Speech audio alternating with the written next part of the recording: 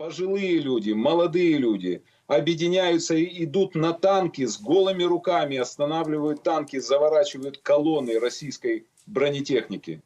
У нас сегодня лежат в полях и в моргах 4000 с лишним трупов русских мальчиков, которых эти сволочи прислали к нам захватывать нашу Дмитрий, страну. мы не знаем... Смотрите, мы не можем подтвердить эти цифры. Российская Вы не страна можете, их а не я подтверждает. Ну, я должна Вы говорить. не можете, а я должна могу. говорить. Сотни, Хорошо. Российская страна вообще о сотни потерях не русских говорит. ребят взяты в плен. Они находятся здесь. Все видео сняты. Это все зафиксировано для Гааги как преступление русского фашизма. Только так я могу назвать то, что происходит сегодня в Украине. Я бы просила только не распространять на всех русских и на всю Россию, Дмитрий, по возможности. Я не распространяю ни в коем случае на всю Россию. Катя, минутку.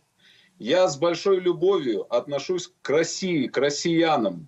Я ненавижу ваше государство. Я ненавижу вашу армию, которая сеет смерть у меня дома.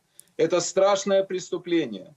Я, пользуясь случаем, хочу обратиться к российским солдатам. Вас посылают сюда как пушечное мясо. Горят массово БТРы, танки. Вас сжигают заживо. Весь народ встал. Я хочу сказать российской армии.